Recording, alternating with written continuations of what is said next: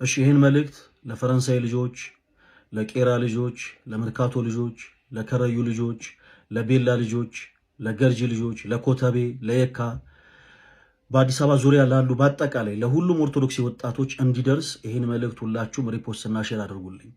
ይህን መልእክቴን የሰማችሁ ደግሞ በየሰፈሩ ያላችሁ ኦርቶዶክስ ወጣቶች መልእክታችሁን ኮሜንት ሴክሽን ላይ አስቀምጡልኝ።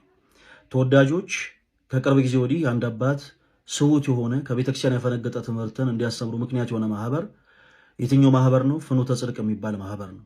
በተመሳሳይ ጭፈራ የሚመስሉ ከቤተክርስቲያን ስርዓት ውጭ ያፈነገጡ ዝማሬዎችን ጭፈራ የሚመስሉ ማለት ነው እንዲሰማ እያደረገ ያለው ማህበር ማን ነው? ፍኖተ ጽድቅ የሚባል ማህበር ነው። ኦርቶዶክሳውያን አሁን ሁላችንም የቤተክርስቲያናችን ስርዓት አክብረን የምናስከብርበት ሰዓት ነው። አክብረን የምናስከብርበት ሰዓት። እኛ ያላከበርናትን ቤተክርስቲያን ማንም እየመጣ ያከብርልን። የኔና የናንተ ዝምታ ማንም እየተነሳ በቤተክርስቲያኒቱ ላይ ማንም እንደፈለገ የሆነ ጭፈራ የሚመስሉ ዝማሬዎችን እየለቀቀ በማናለብኝነት ደግሞ በሚዲያ ሊያውም በትልልቅ ሚዲያዎች ስውት የሆኑ የቤተክርስቲያን ትምህርቶች እንዲተላለፉ እያደረጉ ይገኛል። እናም ኦርቶዶክስ ወጣቶች ከዚህ በኋላ አቅማችንን ማሳየት አለብን። ኦኬ ማህበሩ በጣም ሱት የሆኑ ትምህርቶችን በተደጋጋሚ እየለቀቀ ይገኛል። በተመሳሳይ ደግሞ በጣም ለጭፈራ ቅርብ የሆኑ ለስጋ ጆሮ የሚመቹ ዝማሬዎችንም ደግሞ እያቀረበ ይገኛል። ኦርቶዶክሳውያን ቤተክርስቲያናችን የአዳራሽ አገልግሎት አያስፈልጋትም። አውደ ምህረቷ ሰፊ ነው። አውደ ምህረት አልጠበበንም። እናም የአዳራሽ አገልግሎት ቅድስት ቤተክርስቲያናችን አያስፈልጋትም። በአዲስ አበባ ዙሪያ ያላችሁ ኦርቶዶክስ ወጣቶች በአጠቃላይ በተለይ ለጥምቀት ቀን እየወጣችሁ ምንጣፍ እያነጠፋችሁ በረከትን የምትሰበስቡ በጣም በፍቅርና በስስት የምናያችሁ ወንድሞቻችን ከዚህ በኋላ ማንም ተነስቶ በቤተ ክርስቲያን እንዳያለግጥ፣ በቤተ ክርስቲያን ላይ እንዳይቀልድ እነዚህ ሰዎች ለሚሰሩ ስህተት በቂ የሆነ ምላሽ ሰጥተን ሌሎች ሰዎች ከስህተታቸው እንዲታረሙ ማድረግ አለብን። ከዚህ በኋላ በፍኖተ ጽድቅ ሚዲያ ስውት የሆኑ ትምህርቶች እንዲሁም ደግሞ ጭፈራ የሚመስሉ ዝማሬዎች ቢለቀቁ እኛ በአዲስ አበባ ውስጥ ያለን ኦርቶዶክሳዊ ወጣቶች በአጠቃላይ ከአቶ ጸጋዬ ራስ ከማህበሩ ዋና ባለቤት ከሆኑት ከአቶ ጸጋዬ ራስና ስራ አስኪያጅ ከሆነውም ደግሞ ከኤልያስ ራስ አንወርድም። ይሄንን መልእክት ለነሱም ጭምር እንዲደርሳቸው ሁላችሁም ሪፖስትና ሼር አድርጉት። በአዲስ አበባ በመላው በሁሉም ኢትዮጵያ ያላችሁ ደግሞ ወጣቶች ከዚህ መልእክት ጎን መሆናችሁን በኮሜንት ሴክሽን እየገባችሁ በደንብ ድጋፋችሁን ግለጹ። ኦርቶዶክሳውያን በቅድስት ቤተክርስቲያናችን አንደራደርም።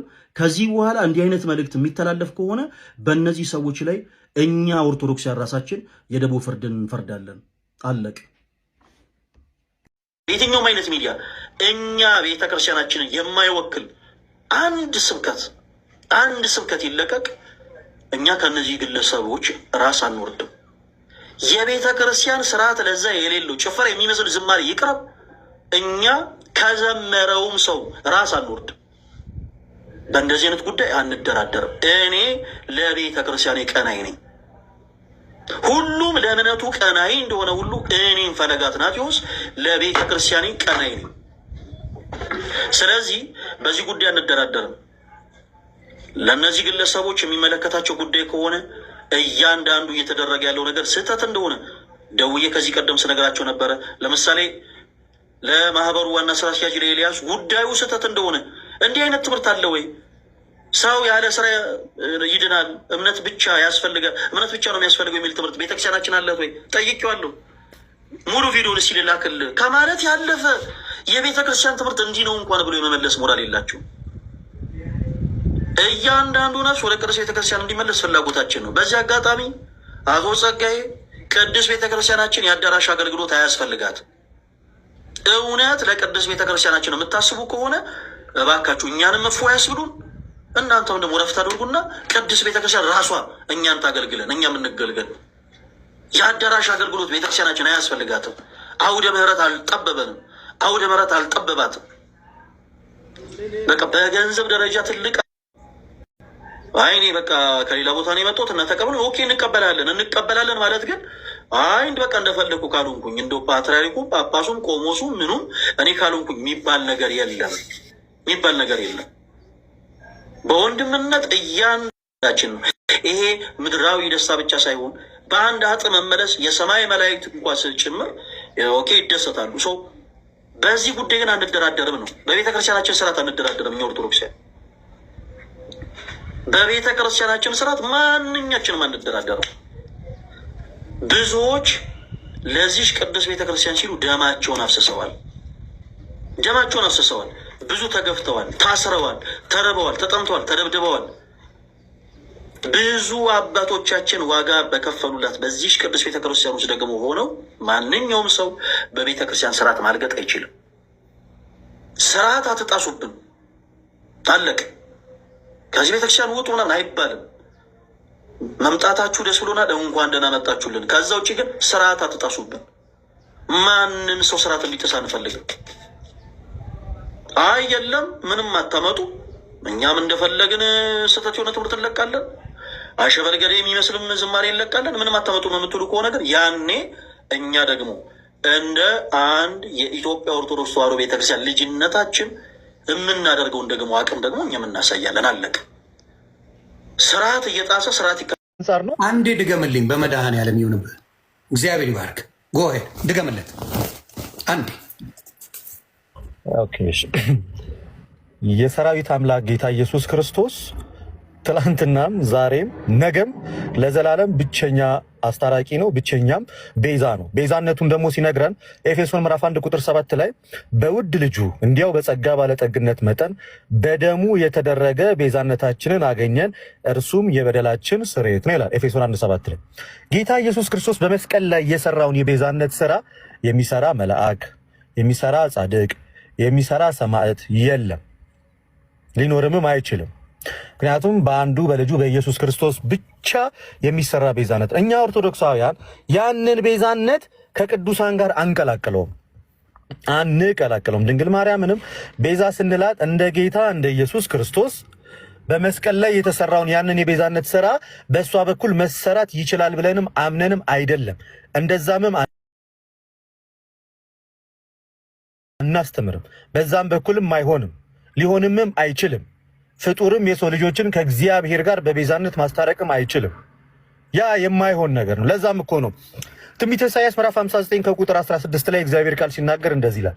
እግዚአብሔር ወደ ምድር ተመለከተ፣ ወደ እርሱም የሚማልድ እንደሌለ አየ፣ ተደነቀ።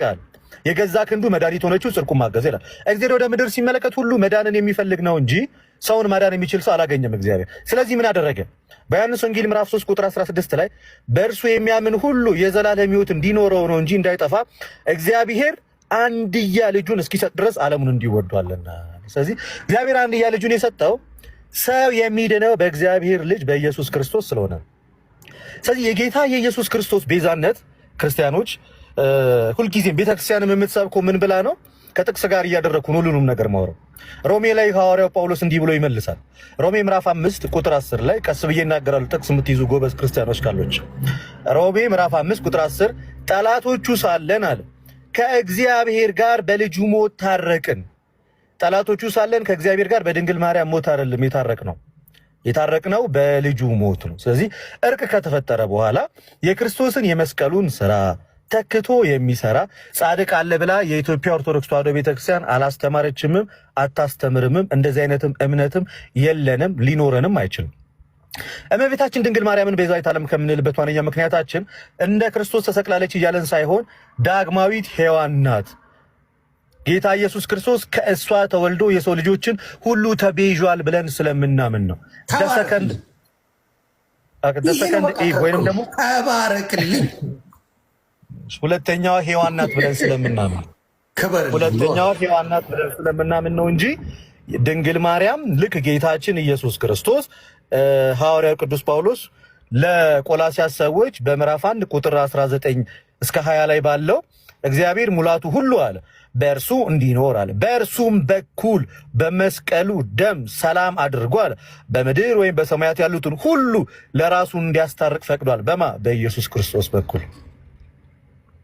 ስለዚህ እርቁ የተከናወነው በጌታችን በአምላካችን በመድኃኒታችን በኢየሱስ ክርስቶስ በኩል ሰው የታረቀው በክርስቶስ ኢየሱስ በኩል ዓለም የዳነው በክርስቶስ ኢየሱስ በኩል ለዓለም መዳን ምክንያት ወይንም ደግሞ ካዝ ኦፍ ሳልቬሽን ያደረጋት ደግሞ ድንግል ማርያምን ከሷ ነው ስጋን የነሳው።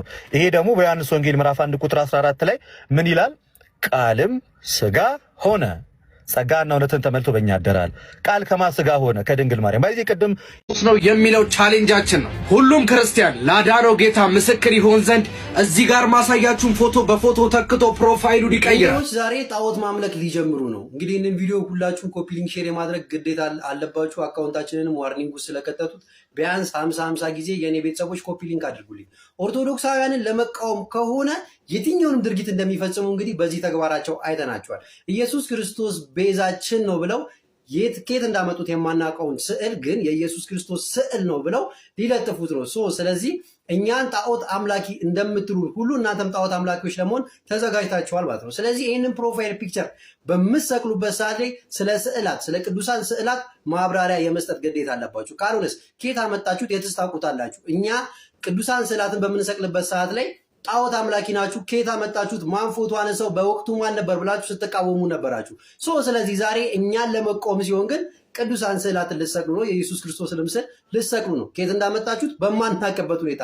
ስለዚህ ይህንን ፕሮፋይል ብቻ በምታደርጉበት ሰዓት ላይ ፕሮቴስታንቶች ዳይሬክትሊ ጣዖት አምላኪዎች ሊሆኑ ነው። በማን? በራሳቸው አባባል፣ በራሳቸው አነጋገር። ይህንን ቪዲዮ በምችሉት መጠን ኮፒ ሊንክ እያደረጋችሁ ፕሮቴስታንቶች ፍኖተ ጽድቅ ይስማ ማርያም ቤዛዊት ናት። ታድሶም ይስማ ማርያም ቤዛዊት ናት። ዓለም ሁሉ ይስማ ማርያም ቤዛዊት ናት። ነይ ነይ እምዬ ማርያም ነይ ነይ ቤዛዊት ዓለም ነይ ነይ እምዬ ማርያም ነይ ነይ ቤዛዊት ዓለም ስምሽ ከሚነሳ በክፉ ነገር ስምሽ ከሚወሳ በክፉ ነገር እኔ ኃጢአተኛው ልወጋ በጦር ነይ ነይ እምዬ ማርያም ነይ ነይ ቤዛዊት ዓለም ነይ ነይ እምዬ ማርያም ነይ ነይ ቤዛዊት ዓለም